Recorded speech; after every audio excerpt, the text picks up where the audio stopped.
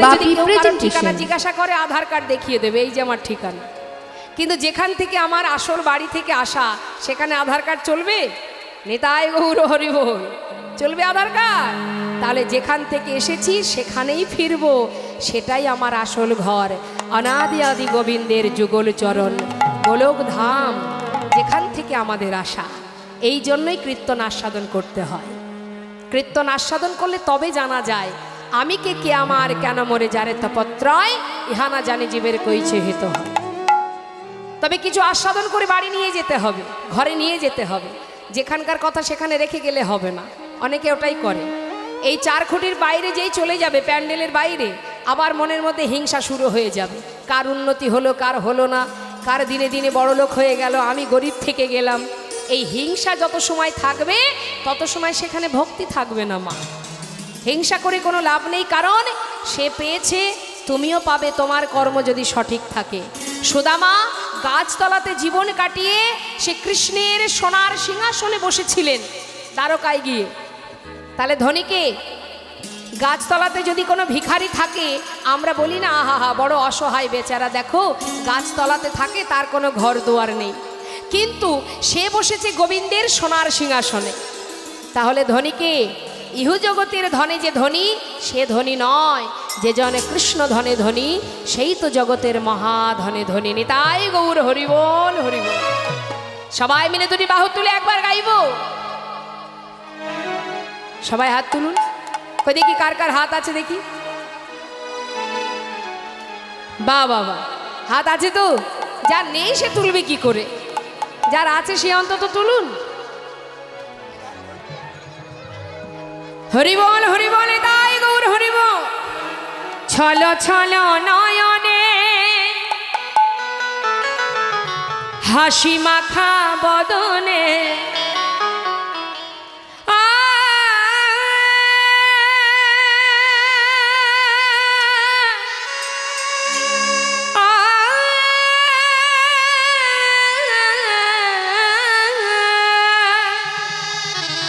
ছল ছল নয়নে হাসি মাখা বদনে আনন্দ কাননে সবাই ভ্রময় নিবান। প্রভুর নাম করতে গেলে ছল ছল নয়ন অর্থাৎ কৃষ্ণ প্রেমের বাড়ি, হাসি মাখা বদন, বদনে থাকবে হাসি, আনন্দ কানন এই যে সাধুর বাজার যেখানে আপনারা বসে আছেন, এই আনন্দ কাননে সবাই আনন্দ করো। একবার দুটি বাহু তুলে সবাই বলবো,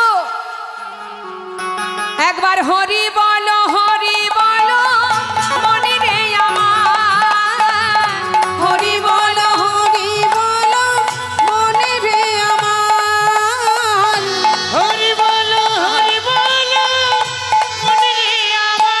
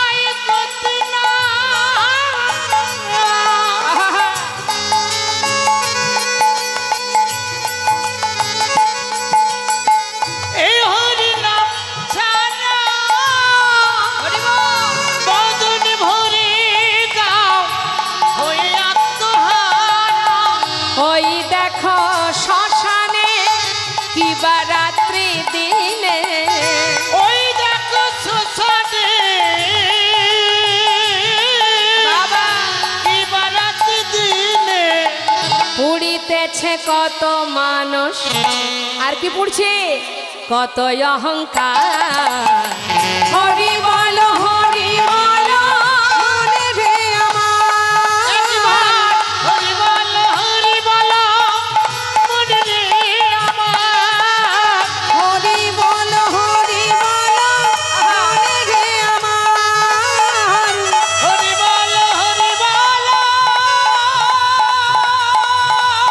মনে রে আমার, হরি বল হরি বল হৃদয় গৌর হরি বল। গতি নাই গতি নাই গতি নাই, হরের নাম হরের নাম হরের নামৈব কেবলম কলো নাস্তেব নাস্তেব গতির অন্যথা। নাম ছাড়া কলিজীবের গতি নাই গতি নাই। আজ একটু একটু করে প্রভুর চরণ স্মরণ করতে করতে প্রাণ কৃষ্ণ সিংহ তার প্রাণ পাখি উড়ে চলে গেল। চলে গেল বাবা, খবর গেল লালার কানে তার পিতা মারা গেছে। খবর পেয়ে গোটা প্রজাবর্গরা ছুটে গেল বর্ধমানে, গিয়ে বলল, দেখো লালা, তোমার যার প্রতি অভিমান ছিল, ক্ষোভ ছিল, সে তো মারা গেছে। অন্তত এবার তো ফিরে চলো, না হলে জমিদারি কে রক্ষা করবে? সবার অনুরোধে আবার ফিরে এলো লালা। সমস্ত জমিদারি হিসাব নিকাশ বুঝে নিয়ে এবার রক্ষা করতে শুরু করে দিল। নিতাই গৌর হরি। দিনের পর দিন যায়, ছেলের উপযুক্ত বিবাহের বয়স হয়েছে, বিবাহ দিতে হবে। সুকন্যার সন্ধান করে একটা ভালো দিন দেখে শুভ পরিণয় সম্পন্ন করলেন। নিতাই গৌর হরি বল। বিবাহ হলো, বিবাহের পর স্ত্রীকে নিয়ে ঘরে এলো, চলছে জমিদারি, সংসারও একটু একটু করে বড় হচ্ছে। 1 বছর যেতে যেতেই একটা পুত্র সন্তান হলো। লালার ছেলের নাম নারায়ণ। কি নাম দিয়েছে মা? হ্যাঁ, নারায়ণ। কেন উত্তম কুমার দিতে পারতো তো? এখন দেখবেন সবাই সিরিয়াল সিনেমার নামগুলো দেয়, তাই না? আগেকার মায়েরা দিতেন না, এখন দেয়, বলে ওসব চলবে না, ব্যাকডেটেড, ওসব চলবে না। ভগবানের নাম সব ব্যাকডেটেড, সব নতুন নতুন নাম বেরিয়েছে, লালটু পল্টু বল্টু, এই হচ্ছে ভালো নাম। হ্যাঁ, একজনের নাম নারায়ণ, কিন্তু মা আদর করে ছেলেকে ডাকতো পাগল বলে। এখন পাগল বলে গোটা গ্রামবাসী জানেন, নারায়ণ নামটা তার ভুলে গেছে সবাই। এখন আত্মীয় স্বজন বাইরের মানুষ যখন আসে, বলে নারায়ণের বাড়ি কোনটা, বলতে পারে না। কোথায় নারায়ণের বাড়ি? নারায়ণ বলে তো এই গ্রামে কেউ থাকে না। হ্যাঁ, কোথায় বাড়ি কোথায় বাড়ি একটু একটু করে আশেপাশে সব কিছু যখন বলতে লাগলো, বলে ও পাগলের বাড়ি। নিতাই গৌর হরি বল। থামাগো, এই হচ্ছে ব্যাপার। আমরা সঠিক নাম রাখতে পারি না, বুঝি না আমরা। ভগবানের নাম রাখলে কি হয়? যদি সন্তানের নাম ভগবানের নামে রাখা হয়, দেখবেন আমরা সংসারে হাজার কাজের মধ্যে দিয়ে যদি তার নামটা উচ্চারণ করি, প্রভুর নামটাও যদি একবার উচ্চারণ হয়, তাতেও কিন্তু আপনার সেবা কাজ হয়। শ্রীমতী রাধারানী বলেছিলেন, সখীরে, শ্বশুর শাশুড়ি, শাশুড়ি ননদিনী শুধু নয়, পাড়াপড়শিও আমাকে গালি দেয়। কি বলে? ওই যাই কৃষ্ণ কলঙ্কিনী। তা এখন রাধারানী বলছে, সখীরা বলছে, রাই, তোকে যখন কৃষ্ণ কলঙ্কিনী বলে গালি দেয়, তুই কিছু বলতে পারিস না? বলে, দেখ সখী, ওরা যে নামটা উচ্চারণ করে, আমি যার প্রেমে কলঙ্কিনী, তার নামটা তো উচ্চারণ করে। এ কথা তো বলে না ওই যায় রাধা কলঙ্কিনী। কি বলে? ওই যায় কৃষ্ণ কলঙ্কিনী। অর্থাৎ আমি যার নামে কলঙ্কিনী, তার নামটা তো উচ্চারণ করে। আর আমি কি করি জানিস? আমি যে নাম ঘরে শুনতে পাই না, ওই নামটুকু শ্রবণ করার জন্য আমি পথের ধারে দাঁড়িয়ে থাকি, আর মনে মনে বলি, তোরা আবার বল। যতবার বলিবি, ওই নামটা তো আমি বদনে বলতে পারি না বলে কানে তো শ্রবণ করতে পারবো না। তাই গৌর হরি বল, হরি হরি বল। তাই ভগবানের নাম বদনে উচ্চারণ করাও মঙ্গল, শ্রবণ করাও মঙ্গল। সেই জন্য সন্তানের নাম রাখতেন ভগবানের নামে। এখন আর রাখে না, হরি বল। তা যাই হোক, এখন ছেলের নাম নারায়ণ, তার একটা পালিতা কন্যা আছে যার নাম সুমতি। এই সুন্দর সংসার, মা সুখে সংসার কাটছে, আর এদিকে জমিদারি রক্ষা হচ্ছে। কিন্তু মানুষের কখন যে হৃদয় মাঝে বৈরাগ্য আসে, কখনো যে ত্যাগের সৃষ্টি হয়, কিভাবে হয় কেউ জানে না। বলা যায় সাধুসঙ্গ সাধুসঙ্গ সর্বশাস্ত্রে কয়, লব মাত্র সাধুসঙ্গে সর্বসিদ্ধি হয়। তা লালার যে পরিবর্তনটা হলো কি করে? ভক্ত সঙ্গ করে, সাধু সঙ্গ করে। সাধু শুধুমাত্র ললাটে তিলক করে জপের মালা হাতে থাকলেই যে সাধু তা নয় কিন্তু মা, জেনে রাখবেন জগতে এখানে এমনও কোনো ভক্ত আছে যার হয়তো ললাটে তিলক নেই, যার হয়তো নামের মালা হাতে নেই, কিন্তু তথাপিও সে ভক্ত। দিনের শেষে হাজার কাজের পরেও ঘরের কোণে বসে বসে প্রতিনিয়ত যে জন প্রভুর চরণে দুফোঁটা চোখের জল নিবেদন করে বসে বসে কাঁধে আর বলে, দয়াময় আমি পতিত পাষণ্ড অধম, আমি ভজন জানি না, সাধন জানি না, কেমন করে ডাকতে হয় জানি না, তাই তোমার চরণে জানিয়ে রাখি, আমার মতো পাষণ্ডকে তুমি তোমার চরণে ঠাঁই দিও। এমনও ভক্ত আছে এখানে যাকে দেখলে বুঝতে পারবেন না, কিন্তু সে একজন শুদ্ধ ভক্ত। তাই মাগো, আজ লালার পরিবর্তন কি করে হচ্ছে দেখুন। এক ভিখারি দ্বারে এসে দাঁড়িয়েছে, ভিক্ষাং দেহি। লালা তাড়াতাড়ি করে নিচে নেমে এসে সদর দরজার সামনে দাঁড়িয়ে বলছে, ভিখারি, ও ভিখারি, তুমি ভিক্ষা করো? হ্যাঁ। কেন ভিক্ষা করো? ভিক্ষা করে কি করো? বাবু, আমি ভিক্ষা করি কেন জানো? শোনো তাহলে। বাবু গো, বাবু গো, বাবু গো,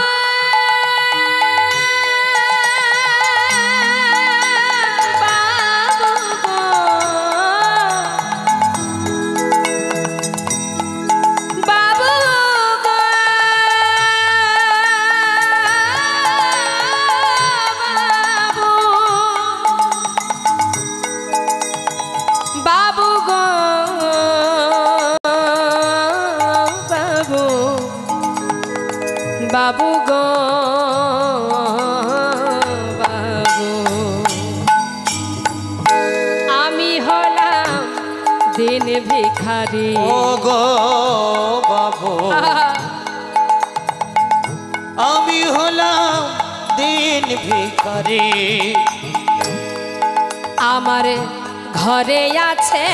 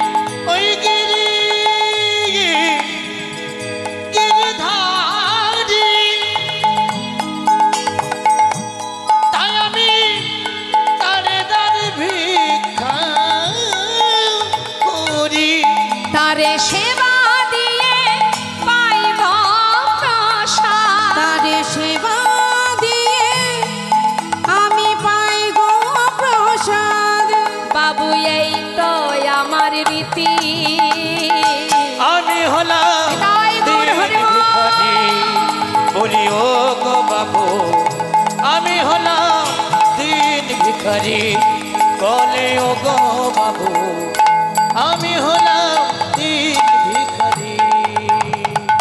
ভিখারি কি করে? গিরিধারী সেবা দিয়ে সেবা করে, এটা তার কাজ, তাই সে দাঁড়ে দাঁড়ে ভিক্ষা করে। নিতাই গৌর হরিবোল। তাহলে একজন ভিখারি সে ভগবানের সেবা দিয়ে তবে প্রসাদ পায়, জয় নিতাই জয় গৌর। বাবু, আমার গিরিধারী সেবা দিই আমি, আমাকে ভিক্ষা দিন। হরি বল। সঙ্গে সঙ্গে লালা অনেক দামি দামি রত্ন একটা পুটুলি বেঁধে ভিখারিকে বলছে, ভিখারি, এই নাও ধরো, এগুলো কি আছে? অনেক দামি রত্ন আছে, নিয়ে যাও। কি হবে এগুলো দিয়ে? কেন? আমার মতো ধনী হয়ে যাবে। বেশ।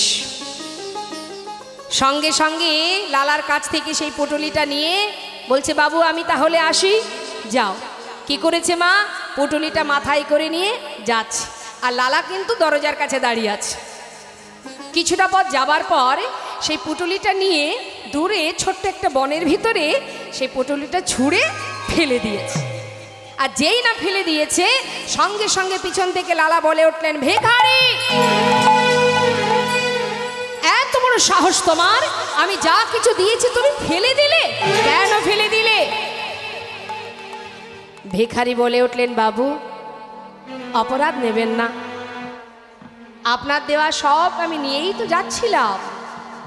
কিন্তু জানো বাবু, যাবার পথে হঠাৎ কে যেন আমাকে বলল, ভিখারি, আরে মাথায় ওগুলো কি নিয়ে যাচ্ছিস? তুই বুঝি লালার মতো ধনী হতে চাস? হ্যাঁ রে, আমি তো কোনোদিন তোকে বলিনি আমাকে ক্ষীর সর ননি মাখনি খেতে দে। দাঁড়ে দাঁড়ে ভিক্ষা করি, যা পাস আমি তো তাতেই সন্তুষ্ট। তাহলে এগুলো দিয়ে কি হবে? ভক্ত, তুই যেমনটা আমাকে সেবা দিস আমি তাতেই খুশি রে। ফেলে দে, ওগুলো ফেলে দে। ওগুলো যদি নিয়ে যাস তবে লালার মতো তোর ভিতরে অহংকার তৈরি হবে। চাই না, তুই ভিক্ষা করে যা দেবি আমি তাতেই সন্তুষ্ট। আয় আমার কোলে আয়, আয় ভিখারি আয় রে ফিরে, ভুলে যাস না মহাভরে। ভিখারি আয় রে ফিরে, ভুলে যাস না মহাভরে। আয় ভিখারি, আয় ভিখারি আয় রে ফিরে, ভুলে যাস না মহাঘরে। গোবিন্দ সেবার বেলা বয়ে যায়, গোবিন্দ সেবার বেলা বয়ে যায়। গোবিন্দ সেবার বেলা বয়ে যায়। শোন, বিদুরের খুদ যেমন তোর ভিক্ষার অন্ন তেমন। বিদুরের খুদ যেমন তোর ভিক্ষার অন্ন তেমন। বিদুরের খুদ যেমন তোর ভিক্ষার অন্ন তেমন। সেবা দিতে ভুল করিস নে আমার, সেবা দিতে ভুল করিস নে ও আমার। সেবা দিতে ভুল করিস নে আমার। আয় ভিখারি আয় রে ফিরে, আয় ভিখারি আয় রে ফিরে, আয় ভিখারি আয় রে ফিরে। আয় ভিখারি আয় রে ফিরে, ভুলে যাস না মহাভরে। আয় ভিখারি আয় রে ফিরে, ভুলে যাস না মহাভরে। আয় ভিখারি আয় রে ফিরে, সেবা সেবা দিতে ভুল করিস নে সেবা আমার। দিতে ভুল করিস নে আমায়। যে জন বিষয় চায় আমি তাকে বিষয় দিই, কিন্তু যে বিষয় চায় আমি তার থেকে দূরে সরে যাই। নিতাই গৌর হরি বল। আর যে জন আমাকে চায়, ইহজগতের তার একটু একটু করে সব কিছু কেড়ে নিয়ে তার সুখে দুঃখে ভালো মন্দে আমি সর্বক্ষণ তার কাছে থাকি। যে করে আমার আশ আমি তার করি সর্বনাশ, তথাপিও যে না ছাড়ে আমার পাশ আমি হই তার দাসানো দাস। আমি সর্বদাই তারই কাছে থাকি যে শুধু আমাকে ভালোবাসে। আর যে বিষয় চাই আমি তাকে বিষয় দিই, কিন্তু আমি দূরে সরে যাই। হরি বল। তাই দেখবেন মা, যদি ধন ঐশ্বর্য অর্থের মধ্যে কেউ ডুবে থাকে, সে ভগবানকে ভুলে যায়, ভগবানকে ভুলে যায়। হয়তো আপনারা বলবেন অনেকের অর্থ আছে, বাড়িতে হরিবাসর দিচ্ছে, সাধুগুরু বৈষ্ণবের সেবা দিচ্ছে, আমরা সেই বৈষ্ণব সেবায় যাই। কোথায়? সে তো ভোলেনি না, সেটা লোক দেখানো ভক্তি। কিন্তু মাগো, যে জন ছোট্ট কুড়ে ঘরের মধ্যে বসে কৃষ্ণ কৃষ্ণ কৃষ্ণ নাম জপ করছে, সেই তো প্রকৃত ভক্ত। আমার যেমনটা আছে তুমি তেমনটাই গ্রহণ করো, আমার যা আছে তুমি সেটাই সেবা করো। ভগবান বিদুরের ঘরে শাকন্য সেবা করেছিলেন, একটা খোসা, কলার খোসা সেবা করেছিলেন। কেন? তাতে ছিল ভক্তি, তাতে ছিল শুদ্ধ প্রেম। ভক্তি ভরে তুমি যেটাই দেবে তার মধ্যে যদি ভক্তি থাকে, ভগবান তো ক্ষীর সর ননি মাখন চান না মা।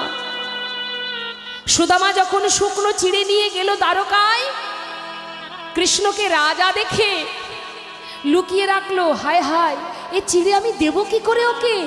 ও তো মস্ত বড় রাজা, ও রাজভোগ সেবা করে, আমি চিড়ে কি করে দেব? আমি যে দিনহীন কাঙাল। করুণাময় গোবিন্দ সবই তো জানে বাবা, কি ছলনা তার। সুদামার চরণ ধৌত করছে আর জিজ্ঞাসা করছে, বন্ধু এতগুলো বছর পর এলি, আমার জন্য কিছু আনিসনি? সুদামা বলছে, জানিস কানাই, নিজেদেরই খাওয়া জোটে না, তোর জন্য কি আনবো বল? কিন্তু চিড়ের পুটুলিটা কিন্তু লুকিয়ে রেখেছে মা। গোবিন্দ মনে মনে বলছে, বন্ধু তুই ভেবেছিস আমি রাজভোগ সেবা করি? তোর আনা শুকনো চিড়ে আমি খাবো কি করে? তুই কি জানিস না ভক্ত আমাকে যেটাই দেয়,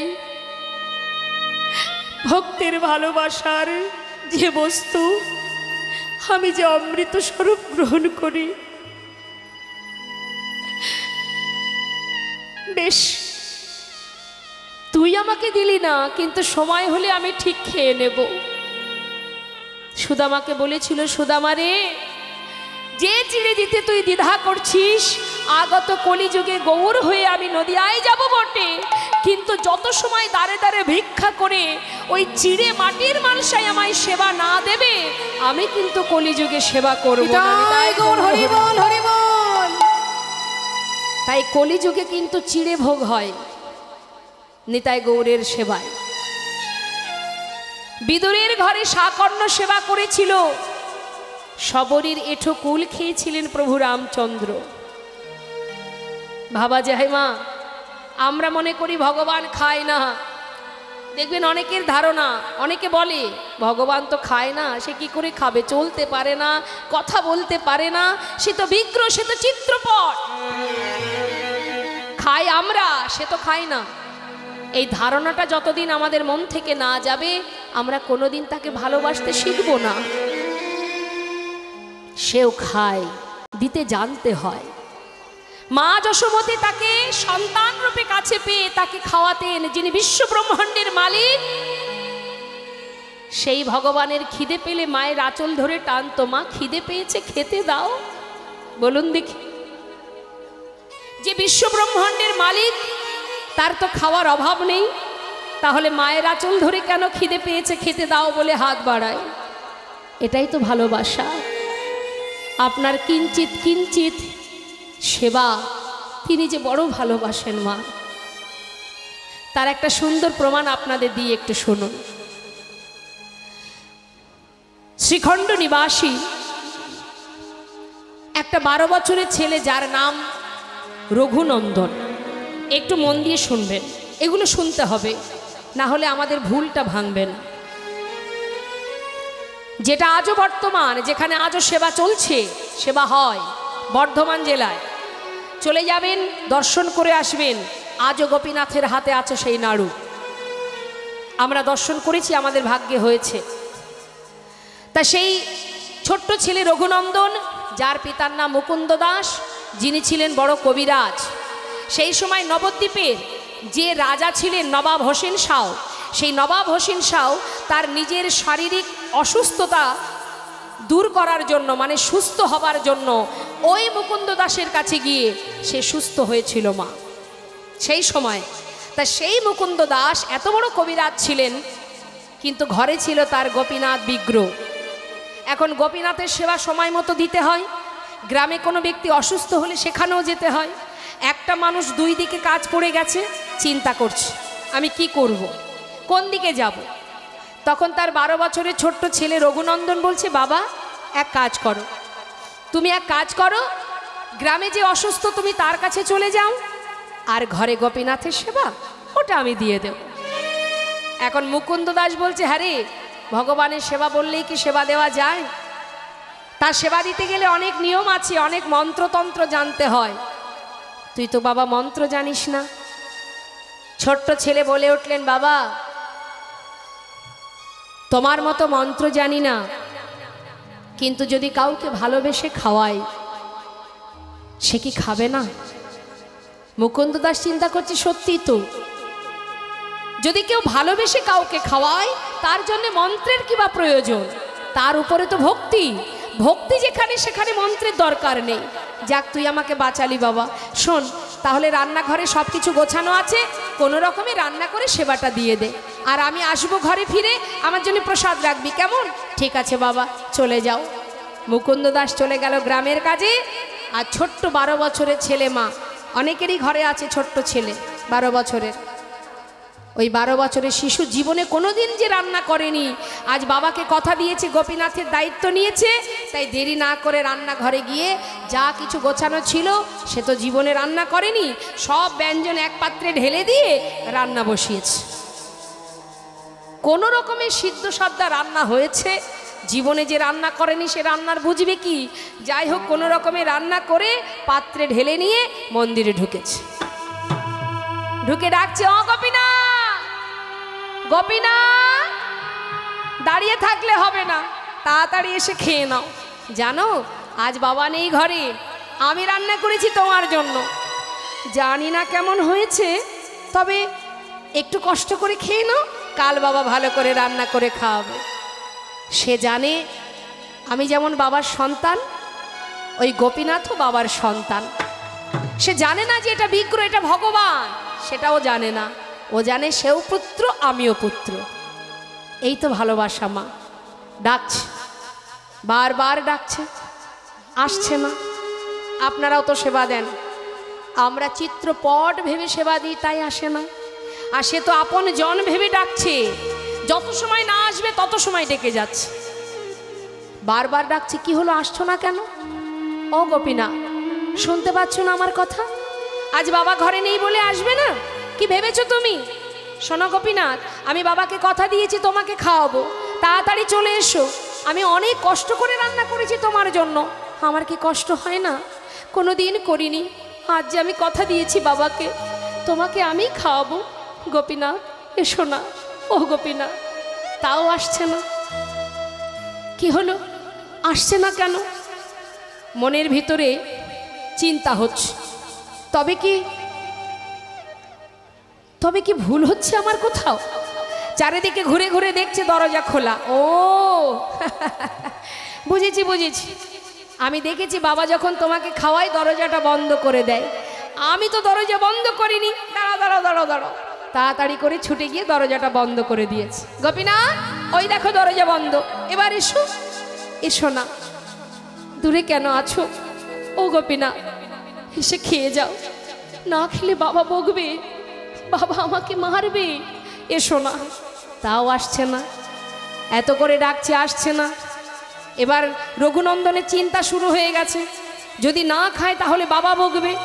গোপীনাথ, এত করে ডাকছি, শুনতে পাচ্ছ না? তবে শোনো, আমি যখন না খাই, বাবা দেখেছি আমাকে লাঠি দিয়ে মেরে মেরে খাওয়ায়, তুমি আসবে না তো? দাঁড়াও। ছুটতে ছুটতে মন্দির থেকে বাইরে বেরিয়ে খুঁজে খুঁজে একটা লাঠি জোগাড় করেছি। দেখুন মা, একেই বলে ভালোবাসা। লাঠিটা হাতে নিয়ে মন্দিরে প্রবেশ করে গোপীনাথের সামনে ধরেছে। গোপীনাথ, দেখতে পাচ্ছ কি আছে? ভালো চাও চলে এসো, তা না হলে না এই লাঠি দিয়ে আমি তোমাকে মেরে মেরে নিয়ে আসবো। মুখের কাছে লাঠি ধরেছে মা। ভগবান ভক্তের ভক্তি দেখে নিজেই চোখের জলে বুক ভাসিয়ে কাঁদছে। ভক্ত, না যে থাকবো কি করে? ভেবেছিলাম যাব না, কিন্তু এমন ভালোবাসা আমি দেখা না দিয়ে থাকবো কি করে? এমন করে কোনোদিন আমাকে কেউ লাঠির ভয় দেখায়নি। এত ভালোবাসো, এতদিন এই ঘরে আছি, কেউ কোনোদিন এমন করে আমায় ভালোবাসেনি। রিবন, আমি আসছি।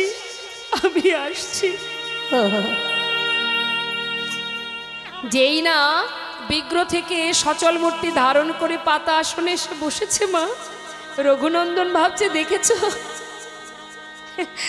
লাঠির ভয় দেখিয়েছি, ভয় পেয়ে চলে এসেছে। খেয়ে নাও। একটুখানি মুখে দিয়েছে মা, যেই না মুখে দিয়েছে জিজ্ঞাসা করছে কেমন হয়েছে গোপীনাথ? ভালো হয়নি তাই না? একটু কষ্ট করে খেয়ে নাও, বাবা কালকে ভালো করে রান্না করে খাওয়াবে। ভগবান মনে মনে বলছে ভক্ত তুমি জানো না, কেউ যদি ভালোবেসে আমার জন্য রন্ধন করে, আমি যে অমৃতের মতো সেবা করি, সে যে আমার কাছে অমৃত, তুমি বুঝবে না আজ যে আমি অমৃত সেবা করছি।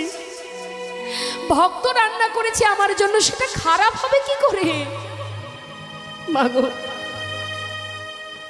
ভালোবেসে যদি আপনি খাওয়ান, আপনি নুন ভাত দিলেও সেটার মধ্যে শান্তি, তৃপ্তি, সুখ পাওয়া যায়।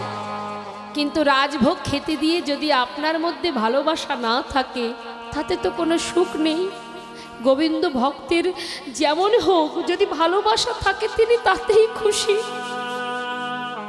মনের আনন্দে সেবা করতে করতে থালাতে সবে প্রায় শেষ, আর শেষে অবশিষ্ট যেটুকু ছিল, যেই না হাতে করে নিয়ে মুখে দিতে যাবে, হঠাৎ হাতটা চেপে ধরেছে রঘুনন্দন। গোপীনাথ, এ কি করছো তুমি? সবটুকু খেয়ে নেবে? আরে আমি আছি, আমার বাবা আছে, আমাদের জন্য রাখবে না? সবে তো তোমাকে ধরে দিয়েছি, আমাদের জন্য একটু রেখে দাও। আরে জানো ভক্ত, এতদিন পর তোমার হাতে রান্না পেয়ে না, আজ আর আমার কারোর কথা মনে ছিল না। ঠিক আছে, এই যেটুকু আছে এটুকু তুমি খেও, কেমন? হাতে যেটুকু ছিল মা, সেটা পাত্রে রেখে দিয়ে চলে গেল। বেশি তো ছিল না, সেটুকু রঘুনন্দন সেবা করে পাত্রটা ধুয়ে তুলে রেখেছে। এদিকে সময় মতো মুকুন্দ দাস কাজ করে ঘরে ফিরেছে। ঘরে ফিরে এসে ডাকছে, রঘুনন্দন সেবা দিয়েছিস তো? হ্যাঁ বাবা। যাক, এবার আমাকে খেতে দে, আমার প্রচন্ড খিদে পেয়েছে, দে দে তাড়াতাড়ি দে, প্রসাদ দে। বাবা, আজ আর প্রসাদ নেই। কেন নেই? কি করে থাকবে? সবই তো গোপীনাথ খেয়ে নিচ্ছিল, আমি ভাগ্যিস হাতটা চেপে ধরেছিলাম, আমার জন্য একটু রেখেছিল, সেটা আমি খেয়ে নিয়েছি। মনে মনে মুকুন্দ দাস চিন্তা করছি, সেটা কি করে সম্ভব? এতদিন আমি সেবা দিয়েছি, কোনোদিন খাইনি, আজ আমি ঘরে নেই, আজই খেয়ে নিয়েছে গোপীনাথ। সে কি করে খাবে? সে তো পাথরের বিগ্রহ, সে চলতে পারে না, কথা বলতে পারে না। যার যেমন ভাব তার তেমন লাভ। সে জানে ওটা পাথর, সে কখনো এসে খেতে পারে না, অসম্ভব। আমার ছেলে নিজে খেয়ে ওই বিগ্রহের নামে দোষ দিচ্ছে। বাবার মনে সন্দেহটা থেকেই গেল। পরের দিন ছেলেকে পরীক্ষা করার জন্য তিনি একটা ছলনা করলেন। রঘুনন্দন বলে, বাবা তুই তো দেখছি ভালো সেবা দিতে শিখেছিস বাবা, আজও আমাকে গ্রামে যেতে হবে। আজ এক কাজ কর, আজ আর রান্না করতে হবে না, ঘরে নাড়ু তৈরি করা আছে, গোপীনাথ নাড়ু খেতে ভালোবাসে, আজকে তুই নাড়ুটা ভোগ দিয়ে দিস, কেমন? ঠিক আছে বাবা। কি করেছে মা? গ্রামের কাজে যাওয়ার নাম করে ঘর থেকে বেরিয়ে মন্দিরের দেয়ালে কান পেতে আছে। কেন? আমার ছেলে যখন মন্দিরে যাবে, আমি শুনতে চাই যে আমার ছেলে মন্দিরে যাওয়ার পর আর অন্য কারোর কণ্ঠ শোনা যায় কিনা। কান পেতে আছে। আর এদিকে নাড়ু সাজিয়ে নিয়ে ছোট্ট ছেলে 12 বছরের রঘুনন্দন মন্দিরে ঢুকেছে। ও গোপীনাথ, আমাকে চিনতে পারছো? কাল এসেছিলাম, আজ কিন্তু আর ডাকতে পারবো না, তাড়াতাড়ি এসো, এসে নাড়ু খেয়ে নাও।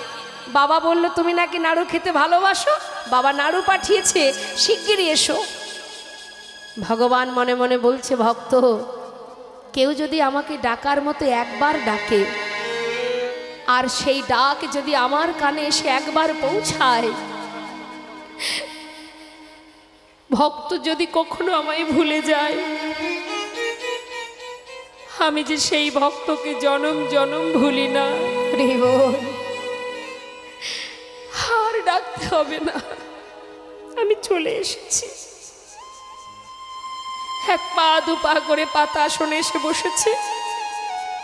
গোপীনাথ, খেয়ে নাও, তুমি নাকি নাড়ু খেতে ভালোবাসো, এই দেখো বাবা নাড়ু পাঠিয়েছে, খেয়ে নাও। ভগবান মনে মনে ভাবছে, বাবাই করুক আর যেই করুক, আমার ভক্তের হাতের পরশ তো লেগে আছে। সে তো ছুঁয়েছে, পরশ করেছে, স্পর্শ আছে তার, আমি তাতেই খুশি। সেবা করছে, পাশে দাঁড়িয়ে রঘুনন্দন চিন্তা করছে কালকের মতো দাঁড়িয়ে থাকবো, আর যদি একটা একটা করে সব খেয়ে নেয় তাহলে আমরা খাবো কি? আজ ও খাবে, আমিও খাবো, এই ভেবে রঘুনন্দন ছুটে গিয়ে পাত্র থেকে একটা নাড়ু তুলে নিয়েছে,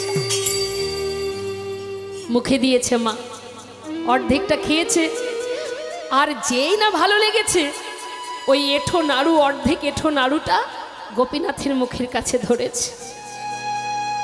গোপীনাথ, খেয়ে দেখো, আমার বাবা করেছে তোমার জন্য, কত সুস্বাদু, নাও খেয়ে দেখো। গোবিন্দ চোখের জলে বুক ভাসিয়ে কাঁদছে, আর মনে মনে চিন্তা করছে, ভক্ত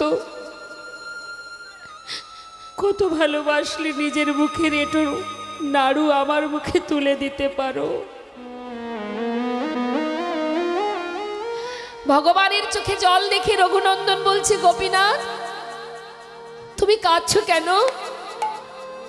আমার এঁঠো নাড়ু তোমায় দিয়েছি তাই, আসলে আমার ভালো লেগেছে তাই আমি তোমায় দিচ্ছিলাম, কেঁদো না, আমি আর দেব না তোমায়। না না, আমি সেজন্য কাঁদছি না। তাহলে কাঁদছো কেন? ভক্ত, তুমি যদি তোমার এঁঠো নাড়ুটা আমাকে খাওয়াতে পারো, তবে কি আমি আমার প্রসাদী নাড়ুটা তোমাকে খাওয়াতে পারি? বেশ তো, তাহলে তুমি আমাকে খাইয়ে দাও, আমি তোমাকে খাইয়ে দিই। ভগবান তার প্রসাদী নাড়ু দিচ্ছে ভক্তের বদনে, আর ভক্ত তার এঁঠো নাড়ু খাওয়াচ্ছেন ভগবানের বদনে। ভক্ত ভগবানের মধুর মিলন, মধুর প্রেম, মধুর ভালোবাসা। মুকুন্দ দাস মনে মনে চিন্তা করছে, কি ব্যাপার, আমার ছেলে ছাড়া আরো যেন কারোর একটা কণ্ঠ শোনা যায়, তবে কে সে? যাই তো দেখি। ছুটে গিয়ে মুষ্টাঘাতে যেই না দরজা খুলেছে, তার আগেই ভগবান অর্ধনাড়ু হাতে নিয়ে বিগ্রহে মিলিত হয়েছে। ছুটে গিয়ে সন্তানকে বুকের মধ্যে জড়িয়ে ধরেছে। রঘুনন্দন, রঘুনন্দন, আমায় ক্ষমা করে দে বাবা, আমায় ক্ষমা করে দে, আমি তোকে ভুল বুঝেছি, আমি তোকে সন্দেহ করেছি। দেখ, যাকে সারা জীবন সেবা দিয়েছি আমি তার দেখা পাইনি, আর একদিন তাকে সেবা দিয়ে নিজে হাতে তাকে খাইয়েছিস, কারণ আমি তাকে ভালোবেসেছি পাথর ভেবে, তুই তাকে ভালোবেসেছিস আপন জন ভেবে।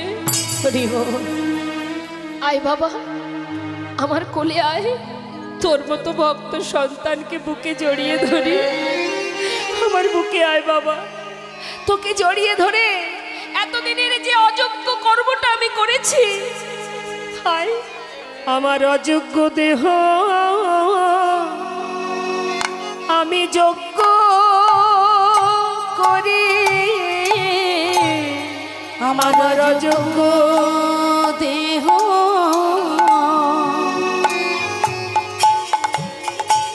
আমি যোগ্য করি, তোর মতো ভক্ত সন্তানে আমি জড়ায়ে ধরে, আমার অযোগ্য দেহ আমি যোগ্য করি, তোর মতো ভক্ত সন্তানে আমি জড়ায়ে ধরি,